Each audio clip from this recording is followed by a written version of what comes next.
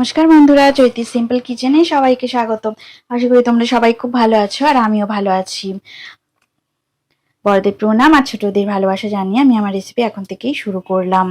আর দেখো, আমি আজকে একটা চাউমিনের রেসিপি বানাবো, তো আলু পেঁয়াজ আর ডিম দিয়ে। তো দেখো, আলু পেঁয়াজ খুব সুন্দর করে কাটা হয়ে গেছে।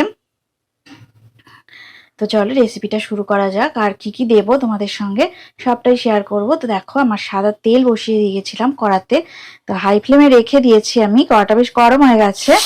এবারে কাটা পেঁয়াজ আর আলু আমি দিয়ে দিলাম। তো দেখো, আমি একটা মিডিয়াম সাইজের পেঁয়াজ নিয়েছি আর একটা মিডিয়াম সাইজের আলু এইভাবে কেটে নিয়েছি ঝুরি ঝুরি করে।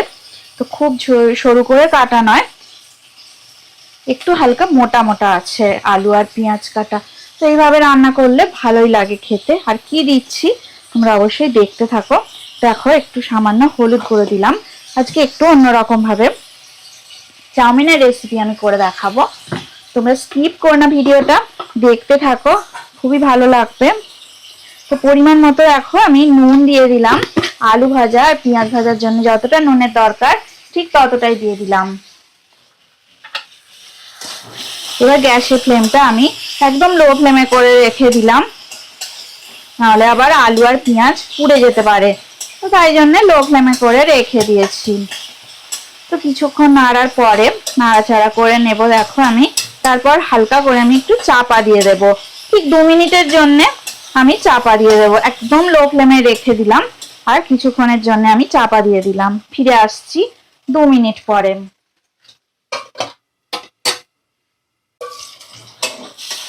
দেখো 2 মিনিট পর ফিরে এলাম আর আমি ঢাকাটা খুলে দিলাম। তো আলু একদম সিদ্ধ হয়ে গেছে। এবার দেখো আমি মটরশুঁটি দিয়ে দেবো। তো মটরশুঁটিগুলো আমার কাছে দেখো সিদ্ধ করা মটরশুঁটি আছে।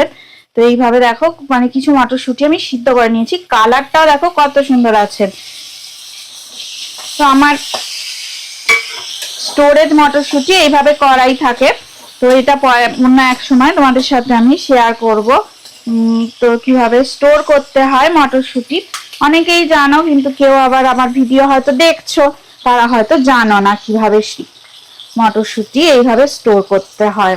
আর কালারটাও খুবই সুন্দর থাকে। আমি কিভাবে স্টোর করেছি পরে তোমাদের সাথে শেয়ার করব। তো দেখো, আমি ডিম দিয়ে দিলাম। একটাই ডিম দিয়ে করছি কারণ আমার পরিমাণ অনেক অল্প, চাউমিনের পরিমাণ অনেকটাই অল্প, একটা যেহেতু আলু একটা পেঁয়াজ দিয়েছি। তো দেখো, ডিমটা আমি কিন্তু এভাবে মাঝখানে দিয়ে দিলাম। সাইড করে আলুগুলোকে একটু সরিয়ে নিয়েছি আর আলু পেঁয়াজ আর মটরশুঁটি, আর দেখো ডিমটা একদম মাঝখানে দিয়ে দিলাম। তো এইভাবেই হালকা করে আমি নাড়াচাড়া করবো। আর ফ্লেমটাকে আমি দেখো, গ্যাসের ফ্লেমটা আমি মিডিয়ামে করে রেখে দিয়েছি, নাহলে ডিমটা ভাজাই হবে না। কিছুক্ষণ আমি এইভাবেই ডিমটাকে স্প্রেড করে রেখে দেব, তাহলে আর কড়া চেঞ্জ করতেও হলো না আর রান্নাটাও সুন্দর করে হয়ে গেল।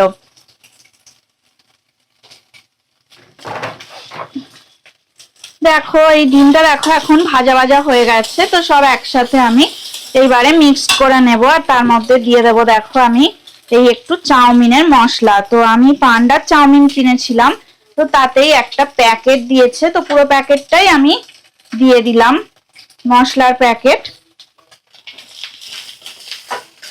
তো দিয়ে নাড়াচাড়া করে নিচ্ছি। কিন্তু যার কাছে অন্য চাউমিন আছে, ধরো পান্ডার চাউমিনে তো মশলাটা দেয়, অন্য চাউমিনে মশলাগুলো হয়তো দেয় না, আমি ঠিক জানি না। তো যাদের কাছে নেই এই মশলা, তারা ম্যাগি মশলাও দিতে পারো, তো দারুণ খেতে লাগে। ম্যাগি মশলা, ম্যাগির ভেতরে যে মশলাটা থাকে না, ওই মশলাটাও দিয়ে দেখবে এই চাউমিনের মধ্যে এত সুন্দর টেস্ট হয় না, খুব সুন্দর খেতে লাগে। তো দেখো, আমি ফ্লেমটা একদম লো ফ্লেমে করে দিলাম আর আমি নাড়াচাড়া করে নেব। চাউমিনটা অনেকক্ষণ আগে সিদ্ধ করেছিলাম, তাই এরকম একটু মাখা মাখা হয়ে আছে আর একসাথে ছিল, গায়ে লেগে আছে, কিন্তু এক্ষুনি চাউমিন সুন্দর করে ছেড়ে যাবে। একটু নাড়াচাড়া করে নিলেই ছেড়ে ছেড়ে আসবে।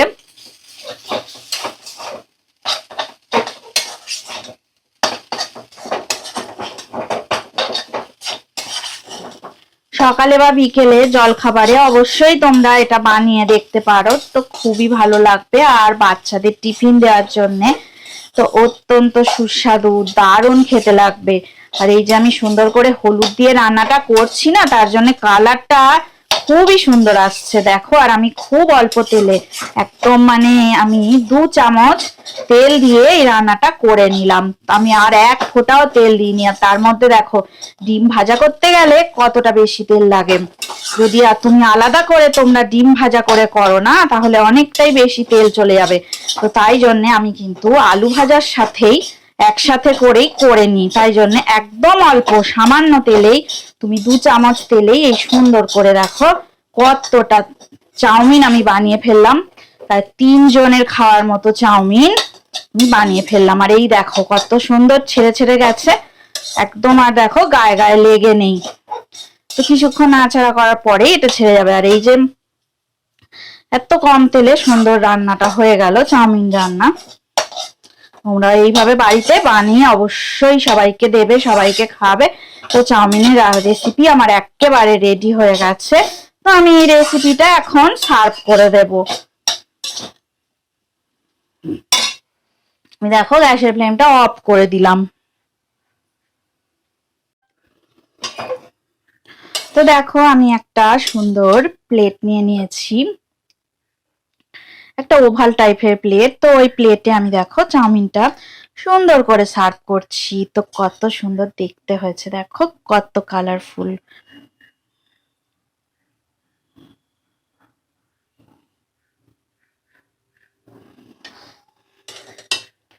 তো কালারফুল একটা সুন্দর চাউমিন আমি সার্ভ করে দিচ্ছি। আলু আর পেঁয়াজ আর ডিম দিয়ে দারুণ হয় চাউমিনটা। কোনো সময় তোমরা অবশ্যই বাড়িতে বানাবে আর একবার অন্তত এই চাউমিনটা খেয়ে দেখবে যে কতটা টেস্ট হয় চাউমিনটার। তো দেখো আমার চাউমিনটা সার্ভ করা হয়ে গেছে।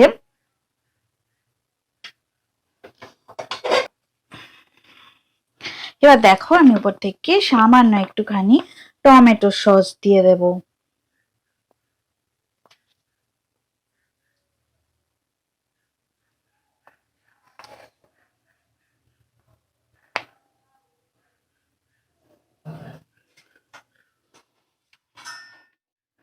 তো দেখো চাউমিনের এই রেসিপিটা আমার একদম রেডি হয়ে গেল।